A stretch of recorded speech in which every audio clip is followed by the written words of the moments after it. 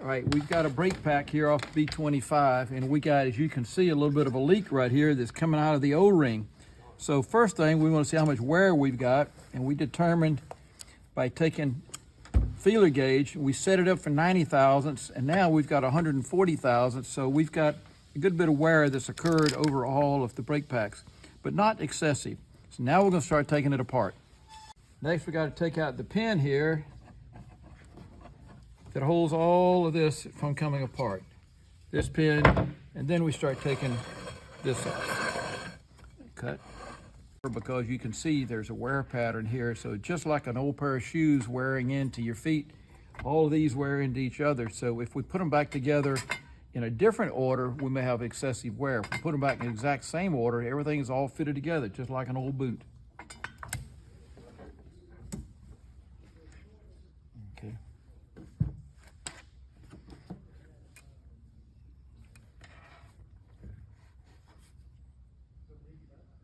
Nine, seven. 97. Okay.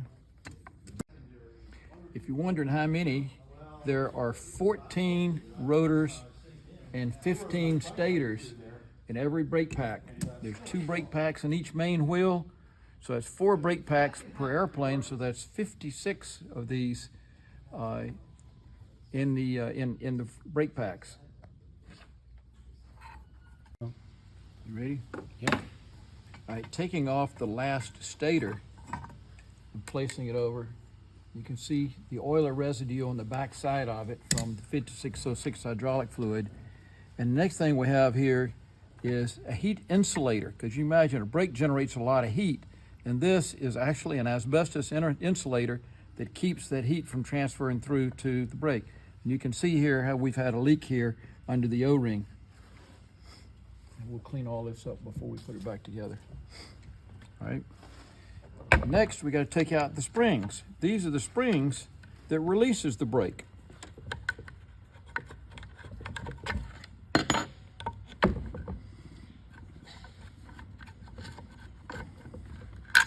This is the piston right here. An O-ring under this piston is what pushes out and pushes all the stators and the rotors together to give you braking action. Okay. Stop. All right, and after all the springs are out, we can grab the locator pins here on the piston and pull the piston out. And now we've got O-ring in here, and you can see all the fluid behind it, but the O-ring has been leaking. See all the fluid there on the back side of the O-ring?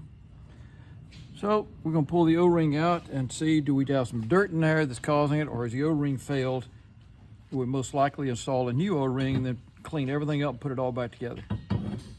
All right, now to get that O-ring out of that groove, we do not want to use a pick. That will damage it, and it's possibly still good. So we're going to open the bleed screw, and we're going to use air to blow it out. Everybody got glasses on? Yep. You see that? See how the air popped it right up?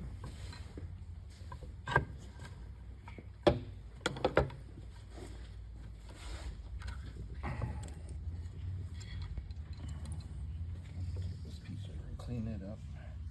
Okay. Can I clean this insulator? Okay, what we find with the O-ring is it's flatted out some, you know, from wear. And also we got a little bit of an uneven area right here in the track, so we're going to clean all that up and then put it back together with a new O-ring. Cut. Okay. And you never miss a chance to make certain that you clean everything before you reassemble it.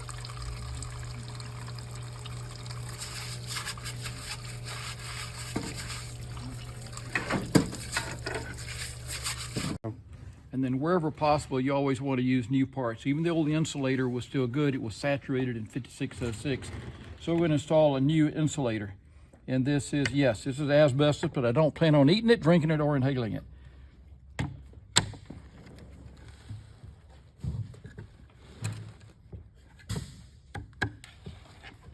Okay, this one's Okay. not in yet. Right. Okay. Now we just start reassembling it in the exact opposite. Notice the stators are locked to the brake pack. See the tabs here. So they never rotate, static, that's why they're called stators. But the rotors, these tabs go into a slot in the wheel, so these turn with the wheel.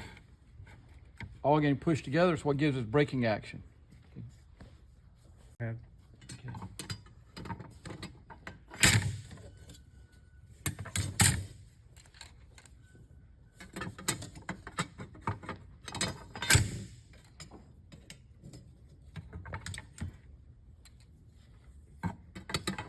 This is the same on a Corsair, on a PBY, TBM, and all the other airplanes that use this type of brake.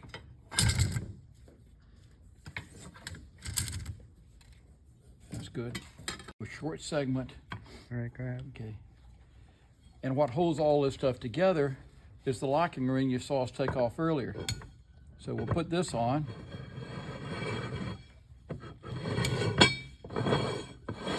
All right, cut. Go ahead. All right, and clearly you can't screw this all the way down and squeeze this stuff together because then you'd be breaking it all the time. So you have to have a little bit of spacing. I used two old broken segments from a brake rotor to give my initial spacing.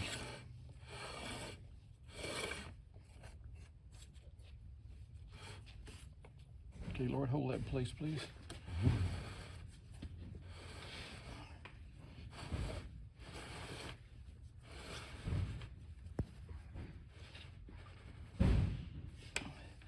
And now, when we take these out,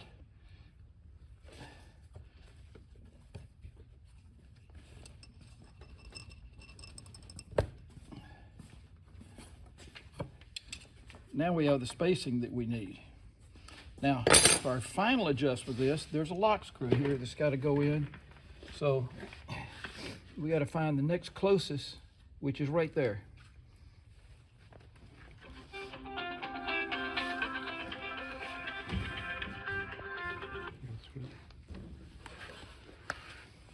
You want some? And once this is in, this is locked. It doesn't turn. That's what holds the whole brake pack together. And we got a cotter pin here just to keep this from ever coming apart.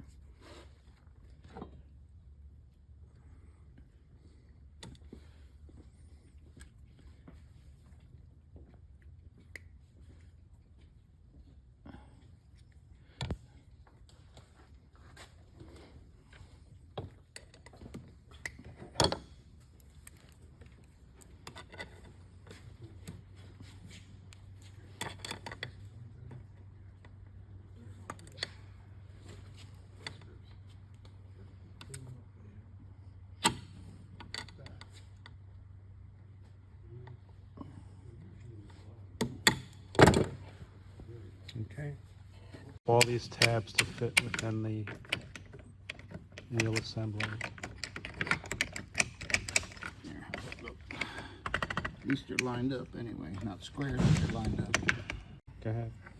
All right, and for putting this on, we want to lock all of these where they can't move. So we're going to just make a little bit of a place right here. We're going to slide a wedge in there and just tap that in.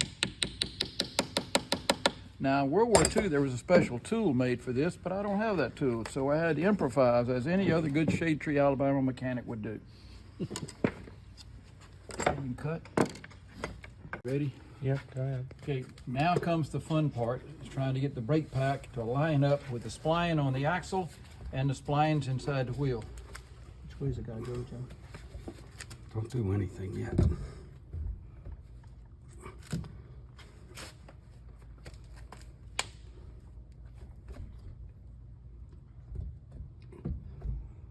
Can you see, or is that not I'm helping? having a little trouble seeing.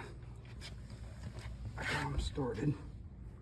Looks like you gotta roll the top to the left a little bit. You sure you don't want that? Well, we'll try this. If it doesn't work, There you go.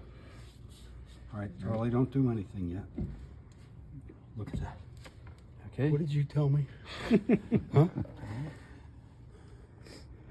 Yeah, but are you on your splines now?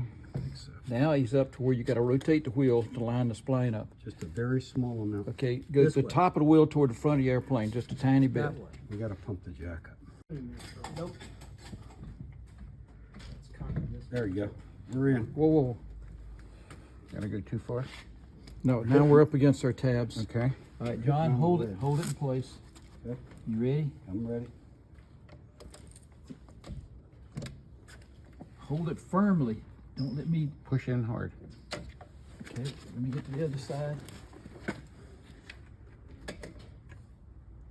All right, There you go. I don't think we're in all the way. Or maybe we are. Look at the dust seal, Ryan. Is that covered? No.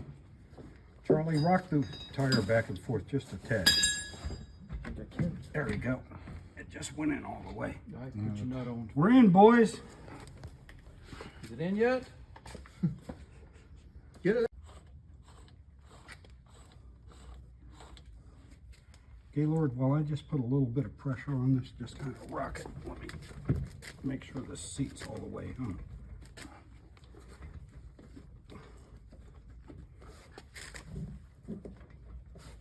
It's still going in. All right, now where's the wrench? That one? Let me throw it. You ready? I'm coming. Tell me when you're ready. Go ahead.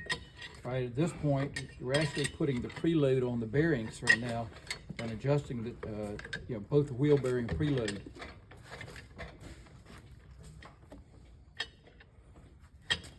The holes are 90 degrees here. Need a light.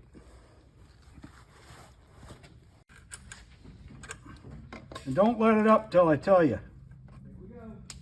All right, you ready? We're bleeding the brake lines now. Going down? Yeah.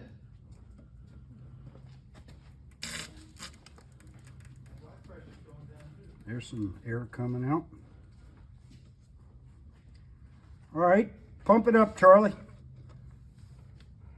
Well, you don't have to pump it, just let the pedal up and then depress it again. Well, his other pressure dropped too, so he's pumping that up. All right, you got a lot of air. The hydraulic line is rotated tight to the wheel so it doesn't get hooked up I'm ready. when the wheels are retracted.